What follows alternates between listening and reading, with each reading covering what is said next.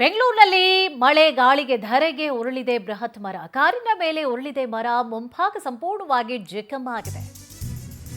ಬೆಂಗಳೂರಿನಲ್ಲಿ ನಿನ್ನೆ ಸುರಿದಂತಹ ಧಾರಾಕಾರ ಮಳೆಗೆ ಗಾಳಿಗೆ ಕಾರಿನ ಮೇಲೆ ಉರುಳಿ ಬಿದ್ದಿದೆ ಮರ, ಮುಂಭಾಗ ಸಂಪೂರ್ಣವಾಗಿ ಡ್ಯಾಮೇಜ್ ಆಗಿಬಿಟ್ಟಿದೆ. ರಾಜಾಜಿನಗರದ ಮೋದಿ ಆಸ್ಪತ್ರೆಯ ಬಳಿಯಲ್ಲಿ ನಡೆದಿರುವಂತಹ ಘಟನೆ ಇದು. ಮರ ಬಿದ್ದಂತಹ ಪರಿಣಾಮ ಎರಡು ರಸ್ತೆ ಸಂಪೂರ್ಣವಾಗಿ ಬ್ಲಾಕ್ ಆಗಿಬಿಟ್ಟಿದೆ. ಇನ್ನೇನಾಗುತ್ತೆ, ಜಖಮ್ ಆಗ್ಬಿಟ್ಟಿರುತ್ತೆ. ಫುಲ್ ಕಾರು, ಫುಲ್ ರೋಡ್ ಎಲ್ಲ ಬ್ಲಾಕ್ ಆಗಿದೆ. ತ್ವರಿತಗತಿಯಲ್ಲಿ ಮರವನ್ನ ತ್ವರಿತಗೊಳಿಸುವಂತಹ ಅಂದ್ರೆ ಕ್ಲಿಯರ್ ಮಾಡುವಂತಹ ಕೆಲಸಗಳನ್ನ ಕೂಡ ಮಾಡಲಾಗ್ತಾ ಇದೆ. ತೆರವುಗೊಳಿಸುವಂತಹ ಕೆಲಸ ಆಗ್ತಾ ಇದೆ. ನಿನ್ನೆ ಆದಂತಹ ಗಾಳಿ ಸಮೇತವಾದಂತಹ ಮಳೆಗೆ ಸಾಕಷ್ಟು ಅವಾಂತರಗಳೇ ಕೂಡ ಈಗಾಗಲೇ ಸೃಷ್ಟಿಯಾಗಿದೆ. ಬೆಂಗಳೂರಿನಾದ್ಯಂತ ಸೃಷ್ಟಿಯಾಗಿದೆ. ಅದರಲ್ಲೂ ಕೂಡ ನೋಡಿ, ಒಂದು ಕಡೆ ಅಂತೂ ಕಾರಿನ ಮೇಲೆ ದೊಡ್ಡ ಮರ, ಚಿಕ್ಕ ಮರ ಅಂತೂ ಅಲ್ವೇ ಅಲ್ಲ, ಅಥವಾ ಯಾವುದೋ ಒಂದು ಗಿಡ ಆಗಿದ್ರೆ ಸೈಡ್ಗೆ ಎತ್ತಿಟ್ಬಿಟ್ಟು ಸಣ್ಣ ಮಕ್ಕಳೇ ಹೋಗ್ಬಿಡ್ತಾ ಇದ್ರೇನೋ. ಆದರೆ ಇಷ್ಟು ದೊಡ್ಡ ಮರ ಕ್ಲಿಯರ್ ಮಾಡೋದಿದೆಯಲ್ಲ, ಭಾಳಷ್ಟು ಸಂಕಷ್ಟದ ಕೆಲಸ. ಜೊತೆಗೆ ಒಂದು ಸ್ವಲ್ಪ ಲೈನ್ ಮೇಲೆ ಕೂಡ ಬರಬೇಕಾಗತ್ತೆ, ಅರಣ್ಯ ಇಲಾಖೆಯವರು ಬರಬೇಕು, GBA ಅಧಿಕಾರಿಗಳು ಬರಬೇಕು. ಸೊ ಕಂಪ್ಲೀಟ್ ಆಗಿ ನೋಡಿ, ರಸ್ತೆ ಇಲ್ಲಿಂದ ಪಕ್ಕದ ರಸ್ತೆವರೆಗೂ ಕೂಡ ಅದು ಒನ್ ವೇ ಟೂ ವೇ ಅಂತ ಹೇಳಿ ಇರುತ್ತಲ್ಲ. ಸೊ ಎರಡೂ ಭಾಗಗಳು ಕೂಡ ಟ್ರಾಫಿಕ್ ಜಾಮ್ ಆಗಿಬಿಟ್ಟಿದೆ. ಎರಡೂ ಕಡೆನೂ ಹೋಗೋಕ್ಕಾಗಲ್ಲ. ಒಂದು ಕಡೆ ಮಾತ್ರ ಅಲ್ಲ, ಎರಡೂ ಕಡೆನೂ ಕೂಡ ಹೋಗೋಕ್ಕೆ ಆಗದಂತಹ ರೀತಿಯಾಗಿ ದೊಡ್ಡ ಮರ ಬಿದ್ದಿದೆ.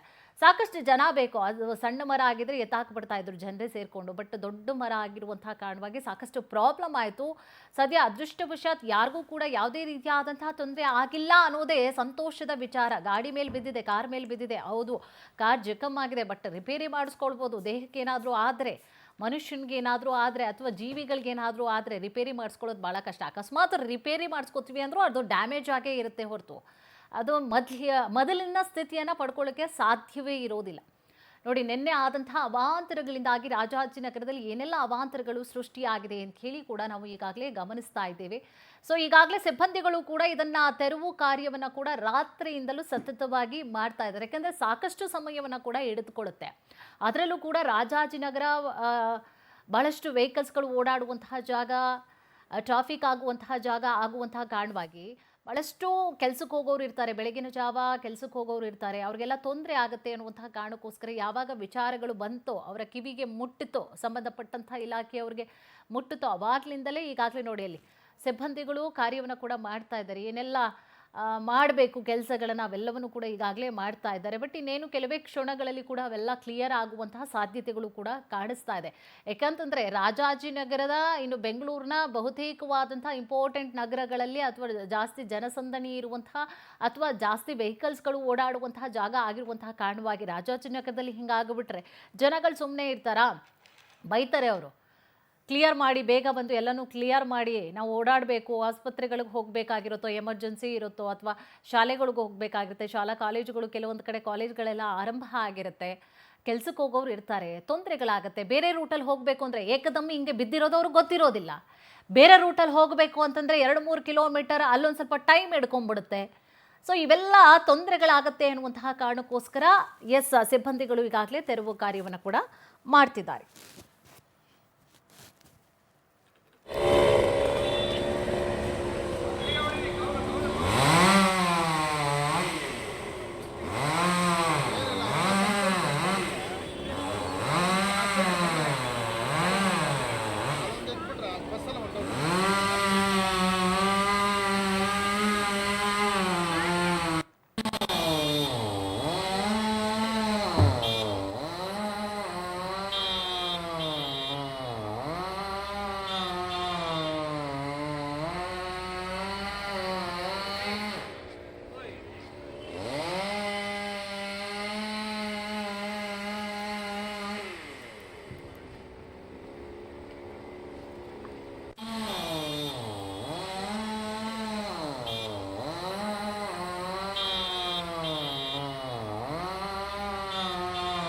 ಇದೇ ಒಂದು ಸ್ಪಾಟ್ ಇಂದ ಈಗಾಗಲೇ ನಮ್ಮ ಪ್ರತಿನಿಧಿ ನಾಗೇಂದ್ರ ಅವರು ನಮ್ಮ ಜೊತೆ ಲೈವ್ ನಲ್ಲಿ ಜಾಯಿನ್ ಆಗ್ತಾ ಇದ್ದಾರೆ.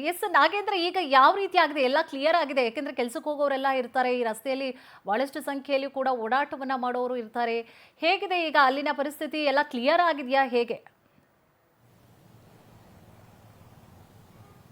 ಹೌದು ಕುಸುಮ, ನಿನ್ನೆ ಸಂಜೆ ಅಂದರೆ ಗುರುವಾರ ಸಂಜೆ ಸುರಿದಂಥ ಮಳೆಗೆ ಬೆಂಗಳೂರಿನಲ್ಲಿ ಬಹಳಷ್ಟು ಅನಾಹುತಗಳು ಕೂಡ ಸಂಭವಿಸಿವೆ. ಅದರಲ್ಲಿ ಪ್ರಮುಖವಾಗಿ ಬಹಳಷ್ಟು ಕಡೆ ಮಳೆಗೆ ಮರಗಳು ಬಿದ್ದಿರ್ತಕ್ಕಂಥದ್ದು. ಮರಗಳು ಬಿದ್ದಿದ ಪರಿಣಾಮವಾಗಿ ಏನಲ್ಲಿ ವಾಹನಗಳು ನಿಲ್ಲಿಸಿದ್ರು, ಅಥವಾ ಆಟೋ ಆಗ್ಬೋದು ಅಥವಾ ಟೂ ವೀಲರ್ಗಳಾಗ್ಬೋದು, ಇವೆಲ್ಲ ಈಗ ಕೂಡ ಜಖಮ್ ಆಗಿರ್ತಕ್ಕಂಥದ್ದು. ಅದರಲ್ಲಿ ಪ್ರಮುಖವಾಗಿ ಅಂತಂದ್ರೆ ವೆಸ್ಟ್ ಆಫ್ ಕಾರ್ಡ್ ರೋಡ್ ಅಲ್ಲಿ ಒಂದು ಬೃಹತ್ ಮರ ಕೂಡ ಬಿದ್ದಿರ್ತಕ್ಕಂಥದ್ದು. ಅದ್ರ ಜೊತೆಗೆ ಇಂದಿರಾನಗರದಲ್ಲೂ ಕೂಡ ಒಂದು ದೊಡ್ಡ ಬೃಹತ್ ಮರ ಬಿದ್ದು ಅಲ್ಲಿರ್ತಕ್ಕಂಥ ಕೆಲವೊಂದಷ್ಟು ವಾಹನಗಳು ಜಖಮ್ ಆಗಿರೋದು. ಅದ್ರ ಜೊತೆಗೆ ರಾಮಮೂರ್ತಿ ನಗರದಲ್ಲೂ ಕೂಡ ಈಗ ಬೃಹತ್ ಮರ ಒಂದು ಬಿದ್ದಿರ್ತಕ್ಕಂಥದ್ದು. ನಿನ್ನೆ ಎಷ್ಟು ಪ್ರಮಾಣದಲ್ಲಿ ಮಳೆ ಬಿದ್ದಿತ್ತು ಅಂತ ಅಂದ್ರೆ ಸುಮಾರು 44.2 ಮಿಲಿಯಷ್ಟು ಬೆಂಗಳೂರಿನಲ್ಲಿ ಮಳೆ ಆಗಿರ್ತದೆ. ಅದರಲ್ಲಿ ಪ್ರಮುಖವಾಗಿ ಚಾಮರಾಜಪೇಟೆ, ಬಸವನಗುಡಿ ಈ ಮುಂತಾದ ಕಡೆಗಳಲ್ಲಿ ಆಲಿಕಲ್ ಸಹಿತ ಮಳೆ ಆಗಿರ್ತಕ್ಕಂಥದ್ದು. ಇನ್ನು ಹವಾಮಾನ ಇಲಾಖೆ ಕೂಡ ಒಂದು ಮುನ್ಸೂಚನೆ ಕೊಟ್ಟಿರೋದು ಏನಂತ ಅಂದ್ರೆ ಇನ್ನು ಬೆಂಗಳೂರಿನ ರಾಜ್ಯಾದ್ಯಂತ ಬೆಂಗಳೂರು ಸೇರಿದಂತೆ 3 ದಿನಗಳ ಕಾಲ ಆಲಿಕಲ್ ಸಹಿತ ಮಳೆ ಆಗುವಂತ ಚಾನ್ಸಸ್ ಇದೆ ಅಂತ ಹೇಳಿದ್ರೆ, ಹಾಗಾಗಿ ಜನರು ಕೂಡ ಒಂದಷ್ಟು ಮುಂಜಾಗ್ರತಾ ಕ್ರಮಗಳನ್ನು ಕೂಡ ವಹಿಸಬೇಕಾಗುತ್ತೆ.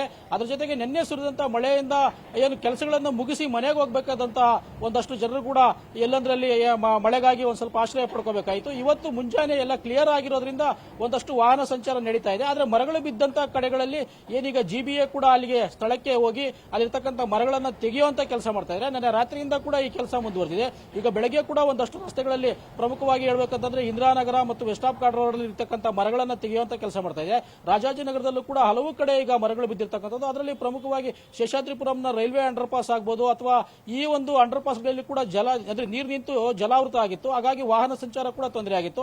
ಇನ್ನು ಪ್ರಮುಖವಾಗಿ ಯಾವಾಗಲೂ ನಮಗೆ ಗೊತ್ತಾಗೋದು ಏನು ಅಂತಂದ್ರೆ ಕೆಆರ್ ಸರ್ಕಲ್ ನಲ್ಲಿ ಇರ್ತಕ್ಕಂಥ ಒಂದು ಅಂಡರ್ ಪಾಸ್, ಇಲ್ಲಿ ಯಾವಾಗಲೂ ನೀರು ನಿಂತು ಬಹಳಷ್ಟು ತೊಂದರೆ ಆಗ್ತಾ ಇತ್ತು. ಆದ್ರೆ ಈ ಸಾರಿ ಮುಂಜಾಗ್ರತೆಯಾಗಿ ಪೊಲೀಸ್ ಇಲಾಖೆ ಮತ್ತು ಜಿಬಿಎ ಇಲಾಖೆ ಕೆಆರ್ ಸರ್ಕಲ್ ಅಲ್ಲಿ ಇರ್ತಕ್ಕಂಥ ಅಂಡರ್ ಪಾಸ್ ನ ಬ್ಯಾರಿಕೇಡ್ ಹಾಕಿ ಮುಚ್ಚಿದ್ರು. ಹಾಗಾಗಿ ವಾಹನ ಸಂಚಾರ ಅಲ್ಲಿ ನಿಷೇಧ ಆಗಿದ್ರಿಂದ ಯಾವುದೇ ರೀತಿಯ ಸಮಸ್ಯೆ ಆಗಿಲ್ಲ. ಕುಸುಮ, ಎಸ್, ಧನ್ಯವಾದಗಳು ತಮ್ಮೆಲ್ಲ ಡೀಟೇಲ್ಸ್ಗಾಗಿ.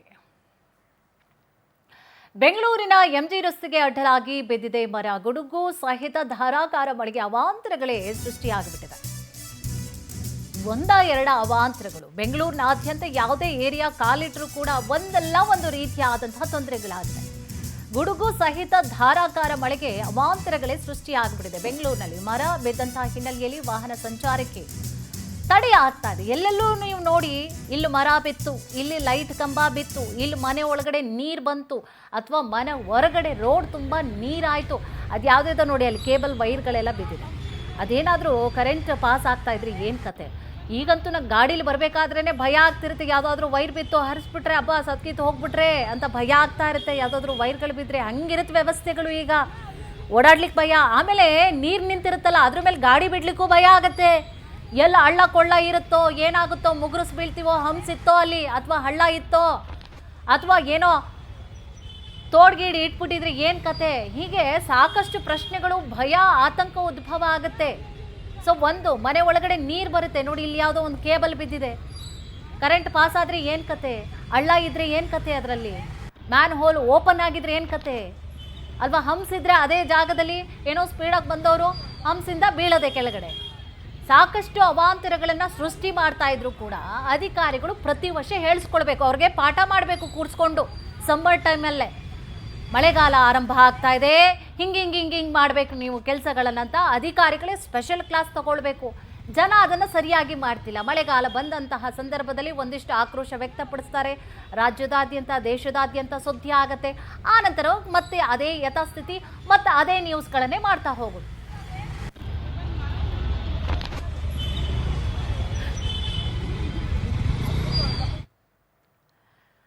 ರಾಜ್ಯದಾದ್ಯಂತ ಇಂದಿನಿಂದ 3 ದಿನ ಭಾರೀ ಮಳೆ ಸಾಧ್ಯತೆ ಇದೆ. ಮಳೆಯ ಬಗ್ಗೆ ರಾಜ್ಯ ಹವಾಮಾನ ಇಲಾಖೆ ಮಾಹಿತಿಯನ್ನ ಕೊಡ್ತಾ ಇದೆ ನೋಡಿ. ಇವತ್ತಿನಿಂದ 3 ದಿನ ಎಲ್ಲೂ ಹೋಗಬೇಡಿ. ನೀವು ಆಯ್ತಾ, ನಿಮ್ಮ ಕೆಲಸ ಆಯ್ತಾ, ನಿಮ್ಮ ಮನೆ ಆಯ್ತಾ, ಅಷ್ಟೇ. ಹೊರಗಡೆ ಟ್ರಿಪ್ ಮಾಡ್ತೀನಿ ನಾನು, ಇನ್ನೂ ಸಮ್ಮರ್ ಹಾಲಿಡೇಸ್ ಇದೆ, ರಜಾ ಇದೆ, ಟ್ರಿಪ್ ಮಾಡೋಣ, ಮಕ್ಕಳುಗಳನ್ನು ಕರ್ಕೊಂಡು ಹೋಗೋಣ, ಬೇಡಲೇ ಬೇಡ. ಬೆಂಗಳೂರಿನಲ್ಲಿ 3 ದಿನ ಯೆಲ್ಲೋ ಅಲರ್ಟ್ ಘೋಷಣೆಯನ್ನ ಕೂಡ ಮಾಡಲಾಗಿದೆ. ಇವತ್ತು 4 ಜಿಲ್ಲೆಗಳಲ್ಲಿ ಆರೆಂಜ್ ಅಲರ್ಟ್ ಘೋಷಣೆಯನ್ನ ಮಾಡಲಾಗಿದೆ. ಬೀದರ್, ಕಲಬುರಗಿ, ಯಾದಗಿರಿಯಲ್ಲಿ ಆರೆಂಜ್ ಅಲರ್ಟ್ ಅನ್ನ ಕೂಡ ನೀಡಲಾಗಿದೆ. ಈ ಒಂದು ಜಿಲ್ಲೆಗಳೇನಿದ್ದಾರೆ ಬಹಳಷ್ಟು ಕೇರ್ಫುಲ್ ಆಗಿರಿ. 4 ಜಿಲ್ಲೆಗಳಲ್ಲಿ ಆರೆಂಜ್ ಅಲರ್ಟ್ ಅಂದ್ರೆ ಬೀದರ್, ಕಲಬುರಗಿ, ಯಾದಗಿರಿಯಲ್ಲಿ ಆರೆಂಜ್ ಅಲರ್ಟ್ ಅನ್ನ ಕೂಡ ನೀಡಲಾಗಿದೆ. ರಾಜ್ಯದ 17 ಜಿಲ್ಲೆಗಳಲ್ಲಿ ಯೆಲ್ಲೋ ಅಲರ್ಟ್ ಅನ್ನ ಕೂಡ ನೀಡಲಾಗಿದೆ. ಇನ್ನು ಬೆಂಗಳೂರು ಗ್ರಾಮಾಂತರ ಜಿಲ್ಲೆ ಸೇರಿದಂತೆ ದಕ್ಷಿಣ ಒಳನಾಡಿನ ಜಿಲ್ಲೆಗಳಲ್ಲಿ ಯೆಲ್ಲೋ ಅಲರ್ಟ್ ಅನ್ನ ಕೂಡ ನೀಡಲಾಗಿದೆ. ಅಂದ್ರೆ ಇನ್ನು ಸತತವಾಗಿ 3 ದಿನ ಮಳೆಯಾಗುತ್ತೆ. 3 ದಿನದ ವಿಚಾರ ಸಂಬಂಧವಾಗಿ ಮೊದಲೇ ಯಾಕೆ ಹವಾಮಾನ ಇಲಾಖೆ ಹೇಳುತ್ತೆ ಅಂದರೆ ಹಿಂಗೆಲ್ಲ ನೀವು ಫಜೀತಿಗೆ ಸಿಲುಕೊಳ್ಬಾರ್ದು ಅಂತ. ಅಲ್ಲೇನೋ ಪ್ರಾಬ್ಲಮ್ ಆಗುತ್ತೆ, ಯಾವುದೇದೋ ರಾಷ್ಟ್ರೀಯ ಹೆದ್ದಾರಿಗಳಲ್ಲಿ ಟ್ರಿಪ್ ಅಂತೆ, ಹೊರಗಡೆ ಅಂತೆ, ಫಂಕ್ಷನ್ಸ್ಗಳಂತೆ, ಮದುವೆನೋ ಇನ್ನೇನೋ ಕಾರ್ಯಕ್ರಮಗಳು ಅಂತ ಹೇಳಿ ಹೊರಡ್ತಾ ಇರ್ತೀರಿ. ಅಲ್ಲೇನೋ ಹೆದ್ದಾರಿಗಳಲ್ಲಿ ಪ್ರಾಬ್ಲಮ್ ಆಗೋದು, ಆಕ್ಸಿಡೆಂಟ್ ಆಗುವಂಥದ್ದು, ಮರ ಬೀಳೋದು, ಇನ್ನೇನೋ ಮತ್ತೊಂದು ಮಗದೊಂದು, ಅಥವಾ ಈ ಥರ ರಸ್ತೆ ಮೇಲೆಲ್ಲ ನೀರು ನಿಂತ್ಕೊಳ್ಳೋದು, ಟ್ರಾಫಿಕ್ ಜಾಮ್ ಆಗೋದು. ಅಯ್ಯೋ ಯಾಕಾದರೂ ಬಂದ್ವು, ಯಾಕಾದರೂ ಟ್ರಿಪ್ ಮಾಡಿದ್ವು, ಯಾಕಾದರೂ ಮದುವೆಗೆ ಅಂತ ಹೇಳಿ ಹೋಗ್ತಾ ಇದ್ದೀವಿ, ಹಿಂಗೆ ಬೈಕೊಳ್ಳೋದು ನೀವು ಬೇಡ ಅಂಥೇಳಿ, ಅಥವಾ ಟ್ರಾಫಿಕ್ ಜಾಮ್ ಆಗಿಬಿಟ್ಟು ಗಂಟೆಗಟ್ಟಲೆ ನೀವು ನಿಂತ್ಕೊಳ್ಳೋದು ಬೇಡ, ಏನೋ ಮಜಾ ಮಾಡಬೇಕು ಅಂತ ಹೇಳಿ ಹೋಗಿರ್ತೀರಿ. ರೋಡಲ್ಲಿ ನಿಂತ್ಕೋಬೇಕು ನೀವು, ಗಂಟೆಗಟ್ಟಲೆ ವೆಯ್ಟ್ ಮಾಡಬೇಕು. ಅವೆಲ್ಲ ಸಮಸ್ಯೆಗಳಿಂದ ನೀವಾಯಿತು ನಿಮ್ಮ ಕೆಲಸ ಆಯಿತು ಅಂತ ಮಾಡ್ಕೊಂಡು ಇದ್ಬಿಡಿ ಅಂತಲೇ ಹವಾಮಾನ ಇಲಾಖೆ ಮುನ್ಸೂಚನೆ ಯಾಕೆ ಕೊಡುತ್ತೆ ಅಂದರೆ, ತುಂಬ ಎಚ್ಚರಿಕೆ ಆಗಿರಿ, ಹೊರಗಡೆ ಸುಮ್ಮನೆ ಓಡಾಟವನ್ನು ಮಾಡಬೇಡಿ, ಮರ ಬೀಳುವಂತಹ ಸಾಧ್ಯತೆ ಇರುತ್ತೆ, ಜೊತೆಗೆ ಲೈಟ್ ಕಂಬ ಬೀಳುವಂತಹ ಸಾಧ್ಯತೆಗಳಿರುತ್ತೆ. ತುಂಬ ಸಮಸ್ಯೆಗಳನ್ನು ಮಳೆಗಾಲದ ಸಂದರ್ಭದಲ್ಲಿ ನಾವು ಬಹಳ ವರ್ಷಗಳಿಂದಲೂ ಕೂಡ ಫೇಸ್ ಮಾಡ್ತಾ ಇರುವಂತಹ ವಿಚಾರವಾಗಿ ತುಂಬ ಕೇರ್ಫುಲ್ ಆಗಿರಲಿ ಅನ್ನುವಂತಹ ಕಾರಣಕ್ಕೋಸ್ಕರ ಇನ್ನೂ 3 ದಿನ ಮಳೆ ಆಗುತ್ತೆ. ರಾಜ್ಯದ 17 ಜಿಲ್ಲೆಗಳಲ್ಲಿ ಸತತವಾಗಿ ಇನ್ನೂ 3 ದಿನ ಮಳೆ ಆಗುತ್ತೆ. ಸೊ ಕೇರ್ಫುಲ್ ಆಗಿ.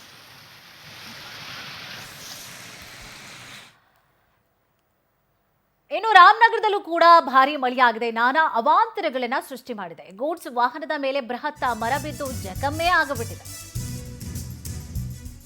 ರಾಮನಗರದಲ್ಲೂ ಕಮ್ಮಿ ಇಲ್ಲ ನೋಡಿ. ಬೆಂಗಳೂರಾಯಿತು, ರಾಮನಗರ, ಬೇರೆ ಬೇರೆ ಡಿಸ್ಟಿಕ್ಗಳಲ್ಲೂ ಕೂಡ ಸಖತ್ ಮಳೆ ಆಗ್ತಾ ಇದೆ. ಬೃಹತ್ ಮರ ಬಿದ್ದು ಜಖಮ್ ಆಗ್ತಾ ಇದೆ. ಗೂಡ್ಸ್ ವಾಹನದ ಮೇಲೆ ಬಿದ್ದಿದೆ. ಮಾಗಡಿ ತಾಲೂಕಿನ ಗುಡೆಮಾರನಹಳ್ಳಿ ಗ್ರಾಮದ ಬಳಿಯಲ್ಲಿ ಆಗಿರುವಂತಹ ಘಟನೆ. ಕೂದಲಳ್ಳಿಯ ಅಂತರದಲ್ಲಿ ಕಾರು ಚಾಲಕ ಜಸ್ಟ್ ಮಿಸ್ ಆಗಿದ್ದಾರೆ. ಮಾಗಡಿಯಿಂದ ನೆಲಮಂಗಲ ಕಡೆ ಚಲಿಸ್ತಾ ಇದ್ದಂತಹ ವಾಹನದ ಮೇಲೆ ಬಿದ್ದಿದೆ ಮರ. ಚಲಿಸುವಂತಹ ಗೂಡ್ಸ್ ವಾಹನದ ಮೇಲೆಯೇ ಬಿದ್ದಿದೆ ಮರ. ಸ್ಥಳಕ್ಕೆ ಕುದೂರು ಪೊಲೀಸರು ಭೇಟಿ ನೀಡಿ ಪರಿಶೀಲನೆ ನಡೆಸಿದ್ದಾರೆ. ಸದ್ಯ ಬಚಾವಾಯಿತು. ಗಾಡಿ ಮೇಲೆ ಬಿತ್ತು, ನಮ್ಮ ಮೇಲೆ ಬೀಳಿಲ್ವಲ್ಲ, ಅದು ಸಂತೋಷದ ವಿಚಾರ. ಅಥವಾ ಕಾರಲ್ಲಿ ಕೂತವರು, ಗೂಡ್ಸ್ ವಾಹನದಲ್ಲಿ ಕೂತವರು ಈ ಥರ ಇದ್ದಾಗ, ಅಥವಾ ವಾಹನದ ಮೇಲೆ ಬಿದ್ದಾಗ ಫುಲ್ ಜಖಮ್ ಆಗಿ ಒಳಗಡೆ ನಾವು ಏನಾದರೂ ಸೇರ್ಕೊಂಡಿದ್ರೆ, ನಮಗೂ ಹಂಗೆ ಆಗ್ಬಿಟ್ರೆ ನಾವು ಕಾರ್ ಥರನೇ ಜಖಮ್ ಆಗಿಬಿಡ್ತೀವಿ. ಸೊ ಭಾಳಷ್ಟು ಅವಾಂತರಗಳನ್ನು ಕೂಡ ಸೃಷ್ಟಿ ಮಾಡ್ತಾ ಇದೆ. ಎಲ್ಲೆಲ್ಲಿ ಯಾವ್ಯಾವ ಮರ ಹೆಂಗೆ ಬೀಳುತ್ತೋ ಹೇಳಲಿಕ್ಕಾಗಲ್ಲ. ಸೊ ಮರಗಳ ಹತ್ರ ಮಳೆ ಬಂದಾಗ ಕೆಲವರು ನಿಂತ್ಕೊಳ್ತಾರೆ, ಮಳೆ ಬರ್ತಾ ಇದೆ ಅಂತ. ನಿಂತ್ಕೊಳ್ಳೋದು ಕೂಡ ಅಪಾಯವೇ. ಸೆಡಿಲು ಬಡಿಯೋದು, ಸಾಯುವ ಸಂಖ್ಯೆಗಳು ಜಾಸ್ತಿ ಆಗ್ತಾ ಇರುತ್ತೆ. ಜೊತೆಗೆ ಮರನೇ ಬಿದ್ದು ಬಿಡುತ್ತೆ. ಮರದ ಪಕ್ಕ ನಿಂತ್ಕೊಂಡ್ರೆ ನಿಮ್ಗಿಂತನೂ ಮರ ಈಗ ಭಾಳ ಸಡಿಲ ಆಗ್ತಾ ಇದೆ. ಈಗ ಭಾಳಷ್ಟು ವರ್ಷಗಳ ಕಾಲ ದೊಡ್ಡ ದೊಡ್ಡ ಮರಗಳು ಇರ್ತಾ ಇತ್ತು, ಬಟ್ ಈಗ ಹಂಗಲ್ಲ, ಬೇಗ ಉರುಳಿ ಬೀಳ್ತಾ ಇದೆ. ನಮಗಿಂತಲೂ ಕೂಡ ಮರಗಳ ಆಯಸ್ಸು ಕಡಿಮೆ ಆಗ್ತಾ ಇದೆ. ಮೊದಲೆಲ್ಲ ಅಯ್ಯೋ 100 ವರ್ಷಗಳಿಂದಲೂ ಇರುವಂತಹ ದೊಡ್ಡ ದೊಡ್ಡ ಮರಗಳು ಅಂತ ಹೇಳ್ತಾ ಇದ್ರು. ಈಗ ಹಂಗಲ್ಲ, ನಮಗಿಂತನೂ ಆಯಸ್ಸು ಕಡಿಮೆ ಮರಗಳಿಗೆ. ಹಂಗಾಗ್ಬಿಟ್ಟಿದೆ. ಒಂದು 4-5 ಸತತವಾಗಿ ಮಳೆ ಬಂತು ಅಂತಂದರೆ ಮರ ಯಾರ ಮೇಲೆ ಬೀಳುತ್ತೆ ಹೇಳೋಕ್ಕಾಗಲ್ಲ. ಭಾಳಷ್ಟು ವೆಹಿಕಲ್ಸ್ಗಳ ಮೇಲೆ ಬೀಳ್ತಾ ಇದೆ, ಟ್ರಾಫಿಕ್ ಜಾಮ್ ಆಗ್ತಾ ಇದೆ. ಸದ್ಯ ಒಳಗಡೆ ಇದ್ದವರು ಬಚಾವಾಗಿದ್ದಾರೆ ಅನ್ನೋದು ಒಂದು ಸಂತೋಷದ ವಿಚಾರ. ಸೊ ಗಾಡಿ ರೀತಿಯಾಗಿ ನಾವು ಜಖಮ್ ಆಗಿಲ್ವಲ್ಲ ಅನ್ನೋದೇ ಖುಷಿ ವಿಚಾರ.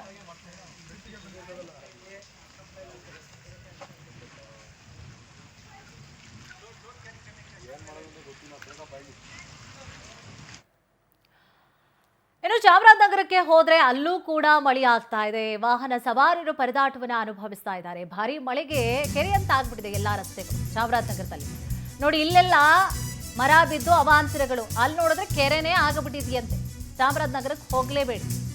ರಸ್ತೆಗಳು ತುಂಬ ನೀರು ತುಂಬಿಕೊಂಡಿದೆ. ಅಂಗಡಿ ಬೀದಿಗಳಿಗೆ ಮಳೆ ನೀರು ಬರ್ತಾ ಇದೆ. ಬಿಸಿಲ ಬೇಗೆಗೆ ತತ್ತರಿಸಿ ಹೋಗ್ಬಿಟ್ಟಿದ್ರು ಜನತೆ. ತಂಪೇನೋ ಎರಿತಾ ಇದೆ ಮಳೆರಾಯ. ಖುಷಿ ವಿಚಾರ ಇದು. ಆದರೆ ಏಕಾಏಕಿ ಬಂದಂತಹ ಭಾರೀ ಮಳೆಗೆ ಕೆಲ ಕಾಲ ರಸ್ತೆ ಸಂಚಾರ ಕೂಡ ಅಸ್ತವ್ಯಸ್ತ ಆಗ್ಬಿಟ್ಟಿದೆ. ಏನು ಮಳೆ ಏನು ಏಕಾಏಕಿ ಅಲ್ಲದೆ ಹೇಳ್ಬಿಟ್ಟು ಬರುತ್ತಾ, ಇವತ್ತು ನಾನು ಚಾಮರಾಜನಗರದಲ್ಲಿ ಬರ್ತಾ ಇದ್ದೀನಿ, ಇಷ್ಟು ಗಂಟೆಗಳ ಕಾಲ ಬರ್ತೀನಿ ಅಂತ. ಇವೆಲ್ಲ ಗೊತ್ತಿರುವಂತಹ ವಿಚಾರ. ರೆಡಿ ಇರಬೇಕು ನಾವು, ಎಲ್ಲದಕ್ಕೂ ರೆಡಿ ಇರಬೇಕು. ಮಳೆಗಾಲ ಅಂತಂದಾಗ ಒಂದು ಸ್ವಲ್ಪ ಮುಂಚಿತವಾಗೇ ಬರುತ್ತಪ್ಪ, ರೆಡಿ ಇರಬೇಕು ನಾವೆಲ್ಲ ಅದಕ್ಕೆ. ಸೊ ನಮ್ಮ ತಪ್ಪಿಗೆ ಮಳೆನ ಯಾಕೆ ನಾವು ಹೊರಿಸ್ಬೇಕಲ್ವಾ? ಮಳೆ ಅದ್ರ ಕೆಲಸ ಅದು ಮಾಡ್ಕೊಂಡು ಹೋಗ್ತಾ ಇದ್ದಾರೆ. ಅದರ ಟೈಮಲ್ಲಿ ಅದು ಕರೆಕ್ಟಾಗಿ ಬರ್ತಾ ಇದೆ. ಸ್ವಲ್ಪ ಮುಂಚಿತವಾಗಿ ಒಂದು ಸ್ವಲ್ಪ ಲೇಟಾಗಿ ಬರೋದು ಸರ್ವೇ ಸಾಮಾನ್ಯ. ಸೊ ಅದಕ್ಕೆ ನಾವು ರೆಡಿ ಇರಬೇಕು. ನೋಡಿ, ಮಳೆ ಎಂದಾಗಿ ಎಷ್ಟೆಲ್ಲ ಅವಾಂತರಗಳನ್ನು ಜನ ತಂದುಕೊಳ್ತಾ ಇದ್ದಾರೆ ಅಂತ ಹೇಳಿ. ನೋಡಿ, ರಸ್ತೆ ತುಂಬೆಲ್ಲ ಇದು ಚಾಮರಾಜನಗರದ ಪ್ರಮುಖವಾದಂತಹ ರಸ್ತೆಗಳಲ್ಲಿ ಕಂಡು ಬಂದಂತಹ ದೃಶ್ಯಾವಳಿಗಳನ್ನು ಗಮನಿಸ್ತಾ ಇದ್ದೀರಿ. ಫುಲ್ ಕಂಪ್ಲೀಟ್ ಆಗಿ ಕೆರೆ ನೋಡ್ದಂಗೆ ಆಗ್ತಾ ಇದೆ. ಇದು ರಸ್ತೆ ಅಂತೂ 100% ಅಲ್ವೇನೋ ಅನ್ನುವಂಥ ರೀತಿಯಾಗಿ ಆ ಕೆರೆಯಲ್ಲಿ ವೆಹಿಕಲ್ಸ್ಗಳೆಲ್ಲ ಓಡಾಡ್ತಾ ಇದೆ. ಇದು ಪ್ರತಿ ವರ್ಷದ ಸಮಸ್ಯೆ ಆಗ್ತಾ ಇದೆ ಚಾಮರಾಜನಗರದಲ್ಲಿ. ಪ್ರತಿ ವರ್ಷವೂ ಇದೇ ರೀತಿಯಾದಂತಹ ಸಮಸ್ಯೆಗಳನ್ನು ಪಾಪ ಅಲ್ಲಿ ಜನ ಅನುಭವಿಸ್ತಾರೆ. ಸಣ್ಣ ಮಕ್ಕಳು ಕೇಳಿದ್ರು ಹೇಳ್ತಾರೆ, ನೀರು ಹೋಗಲಿಕ್ಕೆ ಸ್ಥಳ ಮಾಡಬೇಕು, ಅಂತ ಹೇಳಿ ಸಣ್ಣ ಮಕ್ಕಳಿಗೂ ಕೂಡ ಗೊತ್ತಾಗುತ್ತೆ. ಬಟ್ ಅಧಿಕಾರಿಗಳಿಗೆ ಇಷ್ಟು ವರ್ಷ ಆದ್ರೂ ಕೂಡ ಈ ಕಾಲದಲ್ಲಿಯೂ ಕೂಡ ಇಷ್ಟೆಲ್ಲ ಸಮಸ್ಯೆಗಳನ್ನು ನಾವು ಅನುಭವಿಸ್ತಾ ಇದ್ದೀವಿ ಅಂತಂದರೆ ನಾಚಿಕೆಗೇಡಿನ ಕೆಲಸ ಇದು. ನಾಚಿಕೆಗೇಡ ವಿಚಾರ ಇದು. ಅಧಿಕಾರಿಗಳಂತೂ ನಾಚಿಕೆ ಪಟ್ಕೊಳ್ಬೇಕು. ಹಿಂಗೆಲ್ಲ ಆಗ್ತಾ ಇದೆ, ಇನ್ನೂ ಕೂಡ ಸಮಸ್ಯೆಗಳು ಆಗ್ತಾ ಇದೆ. ಇನ್ನೇನು ಅಭಿವೃದ್ಧಿ? ವರ್ಷದಿಂದ ವರ್ಷಕ್ಕೆ, ದಿನದಿಂದ ದಿನಕ್ಕೆ, ತಿಂಗಳಿನಿಂದ ತಿಂಗಳಿಗೆ ಅಭಿವೃದ್ಧಿ ಆಗ್ತಾ ಇರಬೇಕು. ಅಭಿವೃದ್ಧಿ ಆಗ್ತಾ ಇದೀವಾ? ಪ್ರತಿ ವರ್ಷವೂ ಕೂಡ ಇದೇ ಸಮಸ್ಯೆ. ಮಳೆ ಬಂತು, ಮರ ಬಿತ್ತು, ರಸ್ತೆ ತುಂಬ ನೀರು ತುಂಬಿತು, ಮನೆ ಒಳಗಡೆ ಚರಂಡಿ ನೀರು ಬಿತ್ತು, ಅದನ್ನು ಎತ್ತು ಹಾಕಿದ್ರು, ಬರೀ ಇದೇ ಸುದ್ದಿಗಳೇ. ಸ್ವಲ್ಪ ಸುದ್ದಿಗಳು ಕಡಿಮೆ ಮಾಡಿ ಹೋಗ್ಲಿ, ಬೇರೆ ಬೇರೆ ಸುದ್ದಿಗಳನ್ನಾದರೂ ನೋಡೋಣ. ಬರೀ ಇದೇ ಸಮಸ್ಯೆಗಳ ಬಗ್ಗೆನೇ. ಅಲ್ಲೋದ್ರು, ಚಾಮರಾಜನಗರಕ್ಕೆ ಹೋದ್ರು ಇದೇ ಸುದ್ದಿನೇ ಮಾತಾಡ್ತೀವಿ. ಬೆಂಗಳೂರಿಗೆ ಹೋದ್ರೂ ನಿಮ್ಮ ಕಡೆ ಹೆಂಗೆ ಅಂತಂದ್ರೆ ಅಯ್ಯೋ ನಮ್ಮದು ಅದೇ ಗೋಳೆ ಅಂತಾರೆ. ಚಾಮರಾಜನಗರದವ್ರಿಗೆ ಫೋನ್ ಮಾಡಿ ನೆಂಟರುಗಳನ್ನ ವಿಚಾರಿಸಿದ್ರೆ ಹೆಂಗಿದೆ ಮಳೆ ಬೆಳೆ ಅಂತ, ಅಯ್ಯೋ ಮಳೆ ಬಂತು ಹಿಂಗಾಯಿತು ಅಂತ ಬರೀ ಅದೇ ಸುದ್ದಿ. ಇನ್ನು ಬೆಂಗಳೂರಿನವ್ರು ನೆಂಟ್ರಿಗೆ ಫೋನ್ ಮಾಡಿದ್ರು, ಅಯ್ಯೋ ಇಲ್ಲಿ ಬಂತು ಹಿಂಗಾಯಿತು, ಬರೀ ಇದೇ ಸುದ್ದಿಗಳು. ಒಂದು ಸ್ವಲ್ಪ ಮಳೆನ ಎಂಜಾಯ್ ಮಾಡೋ ರೀತಿಯಾದಂಥ ಸುದ್ದಿಗಳು. ಮಳೆ ಬಂತಪ್ಪ, ಖುಷಿ ಆಯಿತು, ತಂಪೇರಿತು ಅಂತ ಖುಷಿಯಾಗಿ ಹೇಳ್ಕೊಳ್ಬೇಕಾಗಿರುವಂತಹ ವಿಚಾರಗಳನ್ನು ಅಯ್ಯ ಮಳೆ ಬಂತು ಹಿಂಗಾಯಿತು ಅನ್ನುವಂಥ ಲೆವೆಲ್ಗೆ ಮಾಡಿಬಿಟ್ಟಿದ್ದಾರೆ.